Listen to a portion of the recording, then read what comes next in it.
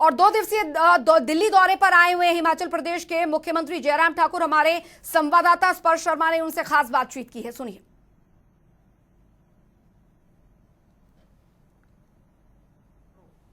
हिमाचल प्रदेश के मुख्यमंत्री जयराम ठाकुर दिल्ली दौरे पर आए हुए हमारे साथ बात करने के लिए भी मौजूद हैं। सर, स्टेट को लेकर किस तरह की जो बातें हैं वो आज प्रधानमंत्री से भी होती हुई नजर आएंगी, केंद्रीय मंत्री से भी आपने सर मुलाकात की है। कितनी उम्मीदें जो है इस बार जो है दिल्ली दौरे से आपकी निकाली जाए? देखिए, बड़ी उम्मीदों का जिक्र करने की आवश्यकता नहीं है। उम्मीदों का जिक्र इसलिए करने की, हम जब भी आए हैं प्रधानमंत्री जी ने हमेशा हमको मदद की है। आज सिर्फ हिमाचल प्रदेश के जो हमारे डेवलपमेंट के जो प्रोजेक्ट्स जो चले हैं और कुछ का इनॉग्रेशन होना है, उस संदर्भ में प्रधानमंत्री जी से बात होनी है।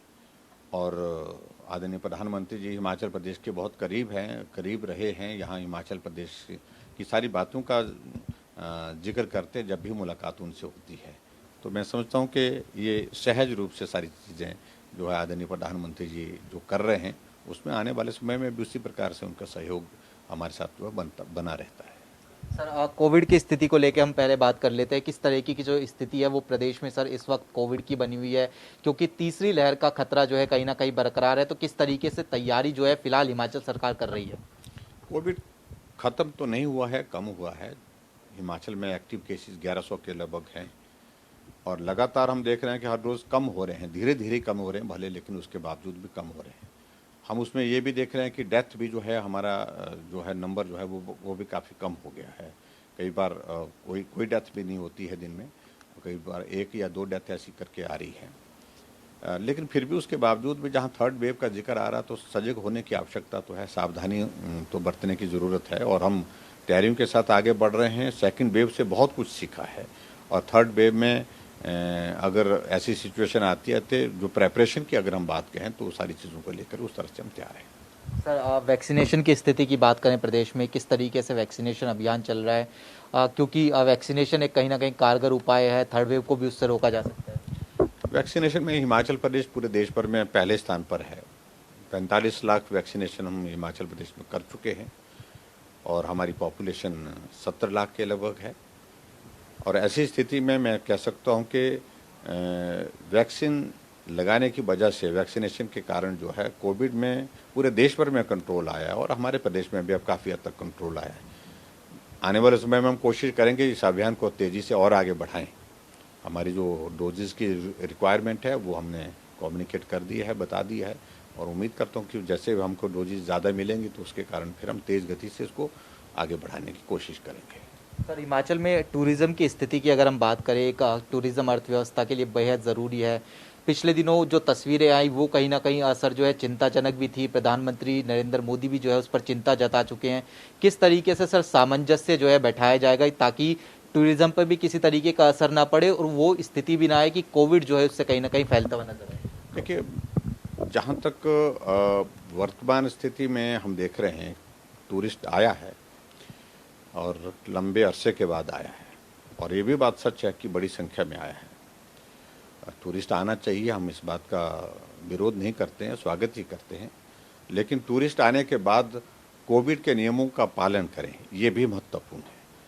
उस दृष्टि से हमने हिमाचल प्रदेश में सुनिश्चित किया है कि जो भी टूरिस्ट आ रहे हैं, जहाँ क्राउड ज़्यादा होता है शाम के वक्त, दिन के वक्त, उसको रेगुलेट करने के लिए डिस्ट्रिक्ट एडमिनिस्ट्रेशन को हमने जो है वो हिदायत दी है और वो उस हिदायत के मुताबिक काम कर रहे हैं।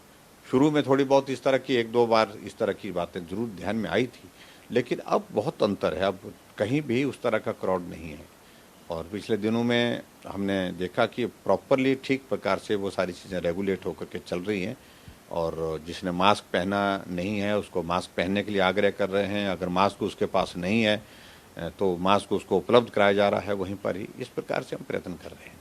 सर, दिल्ली दौरे पर आप आते हैं तो राजनीतिक परिस्थितियां हैं, राजनीतिक मुद्दों पर भी चर्चा जो है कहीं ना कहीं ऐसा माना जाता है कि होगी। प्रदेश में आने वाले समय में 4 उपचुनाव होने वाले, 3 विधानसभा 1 लोकसभा।